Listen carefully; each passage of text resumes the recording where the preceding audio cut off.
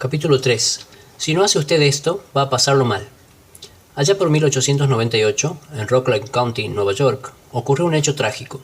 Había muerto un niño, y ese día los vecinos se preparaban para ir a los funerales. Jim Farley fue al establo para enganchar su caballo en el coche. El suelo estaba cubierto de nieve, el aire era frío, no se ejercitaba el caballo desde hacía días, y cuando se lo llevaba al abrevadero se encabritó juguetonamente, tiró un par de coces al aire y mató a Jim Farley. La aldehuela de Stony Point tuvo, pues, aquella mañana 2 funerales en lugar de uno. Jim Farley dejó en el mundo a su viuda y 3 hijos, y unos centenares de dólares de seguro. Su hijo mayor, Jim, tenía entonces 10 años, y fue a trabajar en un horno de ladrillos a acarrear arena y volcarla en los moldes y dar vuelta a los ladrillos para secarlos al sol.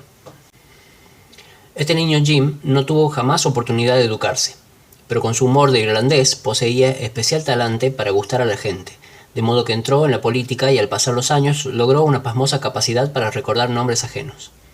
Jamás asistió a una escuela secundaria, pero antes de cumplir los 46 años de edad, 4 universidades le habían acordado grados honorarios. Había asumido la presidencia del Comité Nacional del Partido Demócrata y el cargo de director general de Correos de los Estados Unidos. Yo entrevisté una vez a Jim Farley y le pedí el secreto de sus triunfos. Trabajar mucho, me dijo, y le contesté, no haga bromas. Entonces me preguntó cuál era, a mi juicio, la razón de sus triunfos. Entiendo, respondí, que recuerda usted el nombre de pila de 10.000 personas. No, se equivoca usted, repuso Farley. Recuerdo el nombre de pila de 50.000 personas. Es preciso tener presente esto. Tal habilidad ayudó al señor Farley a llevar a Franklin D. Roosevelt a la Casa Blanca. Durante los años en que Jim Farley trabajaba como vendedor viajero y durante los años en que ocupó un cargo municipal en Stony Point, perfeccionó un sistema para recordar nombres. Al principio era muy sencillo. Cada vez que conocía a una persona, averiguaba su nombre completo, su familia, sus ocupaciones y el matiz de sus opiniones políticas. Tenía todos estos hechos en la memoria, y cuando volvía a encontrarse con el mismo hombre, aunque fuera al cabo de un año, podía darle una palmada en la espalda, preguntarle por su esposa e hijos y por las plantas de su jardín. No extraña, pues, que consiguiera muchos partidarios. Durante varios meses, antes de empezar la campaña presidencial del señor Roosevelt, Jim Farley escribió centenares de cartas por día a personas residentes en toda la extensión de los estados del oeste y del noroeste. Luego subió a un tren y durante 19 días recorrió 12.000 millas en 20 estados, viajando en tren, coche, automóvil y canoa.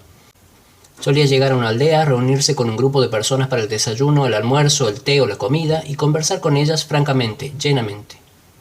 Luego emprendía otra etapa de su viaje. Tan pronto como estuvo de regreso en el este, escribió un nombre de cada población que había visitado, para pedirle una lista de todas las personas con quienes había hablado en cada ocasión.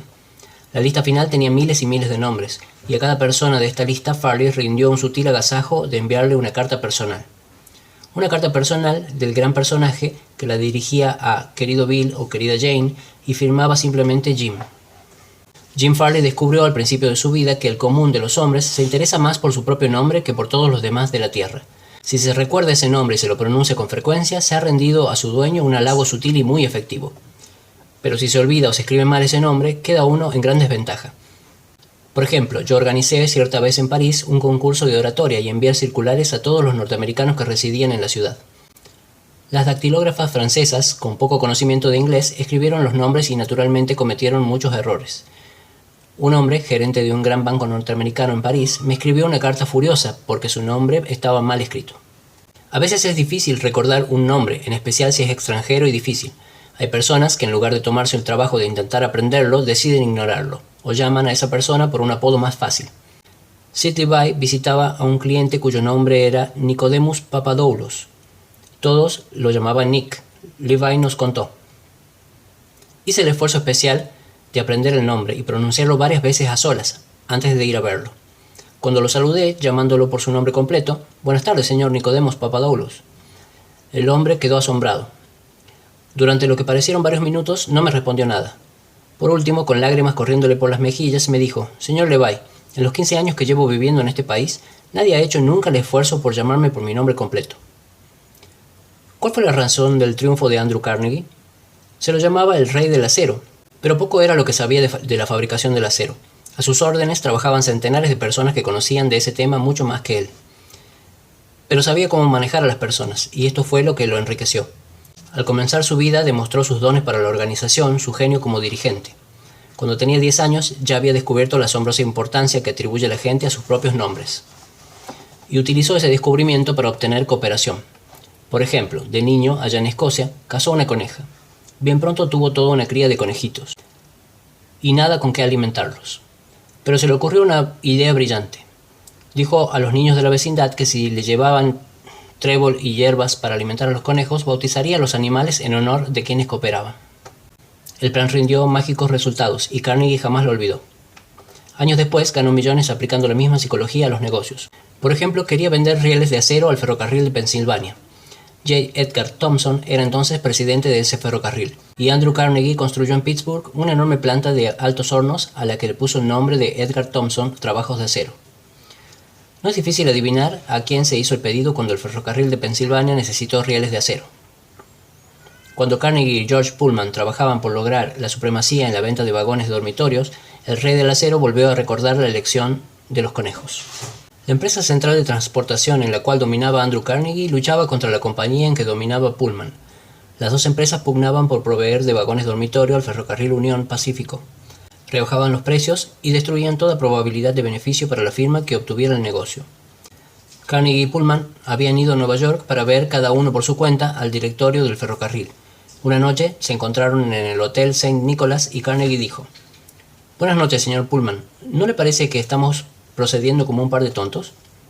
«¿Por qué?» Entonces Carnegie expresó las ideas que tenía. Una fusión de las dos empresas. Habló con enorme optimismo de las ventajas mutuas que se despertarían de la cooperación, en lugar de la pugna, entre los dos intereses. Pullman escuchó atentamente, pero no quedó del todo convencido. Por fin preguntó: «¿Qué nombre tendría la nueva firma?» «Pues la Pullman Palace Car Company, por supuesto». Se le iluminó el rostro a Pullman. «Venga a mi habitación», dijo, «vamos a conversar del asunto». Esa conversación hizo historia en la industria de los Estados Unidos. Esta política de Andrew Carnegie de recordar y honrar los nombres de sus amigos y allegados fue uno de sus secretos mejores. Señalaba con orgullo el hecho de que recordaba y llamaba por su nombre de pila a muchos de sus obreros, y se vanagloriaba de que cuando tuvo personalmente a su cargo los hartos hornos, jamás se declaró en ellos una huelga. Benton Love, presidente del banco Texas Commerce Bankshares, cree que cuanto mayor es una corporación, más fría se vuelve. Un modo de darle calidez, dice, es recordar los nombres de la gente. El ejecutivo que me dice que no puede recordar nombres me está diciendo que no puede recordar una parte importante de su trabajo y está operando sobre arenas movedizas.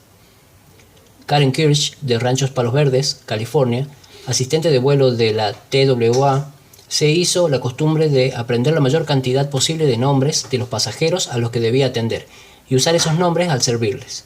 Esto dio por resultado muchas felicitaciones a su servicio, tanto a ella como a su aerolínea. Un pasajero escribió: «Desde hace mucho tiempo no usaba la TWA para mis viajes, pero en adelante no pienso viajar en otra compañía. Me han hecho sentir que son una compañía muy personalizada y eso es importante para mí». Las personas sienten tanto orgullo por sus apellidos que tratan de perpetuarlos a cualquier costa. Hasta el viejo P.T. Barnum, tan mundano, tan rudo, decepcionado porque no tenía hijos que conservaran su apellido, ofreció a su nieto, C.H. Seeley, $25,000 si se agregaba el nombre de Barnum. Durante siglos, los nobles y magnates mantuvieron a artistas, músicos y escritores con tal que estos les dedicaran sus creaciones. Bibliotecas y museos deben sus más ricas colecciones a personas que no pueden allanarse a pensar que sus nombres desaparezcan del recuerdo de la humanidad. La Biblioteca Pública de Nueva York tiene colecciones Astor y Lenox. El Museo Metropolitano perpetúa los nombres de Benjamin Altman y J.P. Morgan. Y casi todas las iglesias se ven embellecidas por ventanales que conmemoran los nombres de los donantes. Muchos de los edificios en la mayoría de las universidades llevan los nombres de quienes contribuyeron con donaciones para su construcción. La mayoría de la gente no recuerda nombres por la sencilla razón de que no dedican el tiempo y la energía necesarios para concentrar y repetir y fijar nombres indeleblemente en la memoria. Se disculpan diciendo que están demasiado ocupados. Pero seguramente no lo están más que Franklin D. Roosevelt, quien dedicaba mucho tiempo a recordar hasta los nombres de los mecánicos con quienes entraban en contacto. Un ejemplo, la organización Chrysler construyó un automóvil especial para el señor Roosevelt, que no podía usar un auto corriente por tener paralizadas las piernas. W. F. Chamberlain y un mecánico lo entregaron en la Casa Blanca. Tengo a la vista una carta del señor Chamberlain que relata su experiencia. Enseña al señor Roosevelt, dice la carta, cómo se maneja un automóvil, con muchos detalles inusitados, pero él me enseñó mucho acerca del arte de tratar con la gente. Cuando lo visité en la Casa Blanca, el presidente se mostró muy simpático y animoso. Me llamó por mi nombre, me hizo sentir cómodo y me impresionó particularmente por el hecho de que estaba vitalmente interesado en las cosas que yo le mostraba y de las que le hablaba. El automóvil estaba construido de manera que se lo pudiera manejar exclusivamente con las manos. Una multitud se reunió para mirar el coche y el presidente dijo: «Creo que es maravilloso. Todo lo que hay que hacer es tocar un botón y empieza a andar, y se lo puede dirigir sin esfuerzo. Es notable. No sé cómo lo han podido hacer. Me encantaría tener tiempo para desarmarlo y ver cómo funciona». Cuando los amigos y allegados del presidente admiraron la máquina, el señor Roosevelt dijo en mi presencia: «Señor Chamberlain, le aseguro que aprecio sobremanera todo el tiempo y los esfuerzos que ha dedicado usted a producir este coche. Es espléndido». Admiró el radiador, el espejo retrospectivo especial, el reloj, el faro especial, el tapizado, la posición del asiento del conductor, las valijas especiales en el compartimento de equipajes, con sus iniciales en cada una. En otras palabras, notó todos los detalles que, según sabía él, me habían preocupado más. Se esforzó por hacer notar todos esos detalles a la señora de Roosevelt, a la secretaria de Trabajo, señorita Perkins, y a su secretario. Hasta hizo participar del episodio al viejo portero de la Casa Blanca, a quien comunicó: «George, tendrás que cuidar especialmente esas valijas».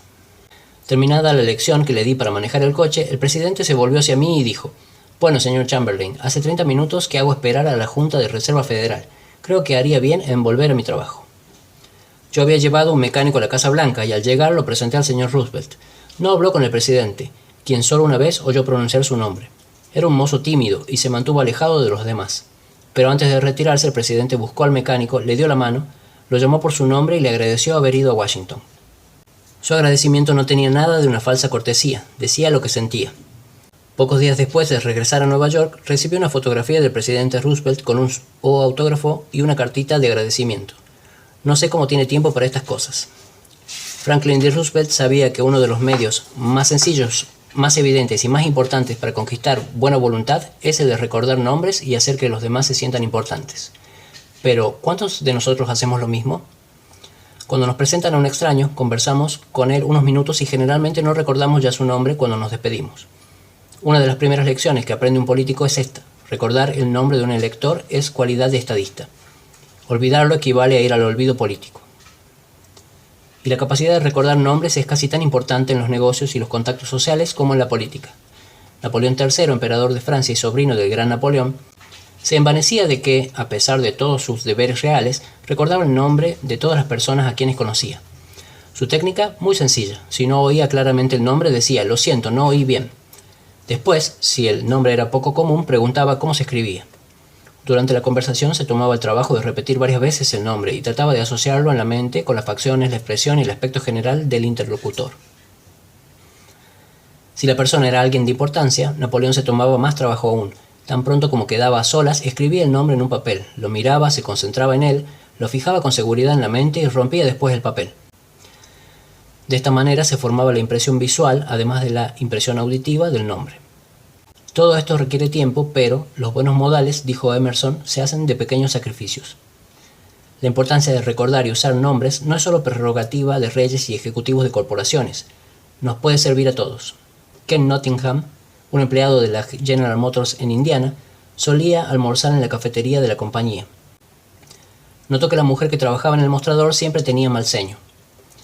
Hacía 2 horas que estaba haciendo emparedados, y yo no era sino un emparedado más para ella.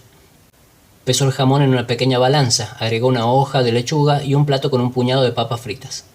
Al día siguiente hice la misma cola, la misma mujer, el mismo mal ceño. La única diferencia fue que me fijé en la etiqueta de su nombre en el delantal. Le sonreí y le dije: «Hola, Eunice», y después le pedí el emparedado que quería.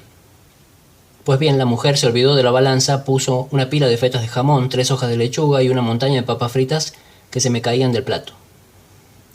Deberíamos tener presente la magia que hay en un nombre y comprender que es algo propio exclusivamente de esa persona y de nadie más. El nombre pone aparte al individuo, lo hace sentir único entre todos los demás. La información que damos o la pregunta que hacemos toma una importancia especial cuando le agregamos el nombre de nuestro interlocutor. Desde la camarera hasta el principal ejecutivo de una empresa, el nombre obrará milagros cuando tratamos con la gente. Regla 3. Recuerde que para toda persona su nombre es el sonido más dulce e importante en cualquier idioma.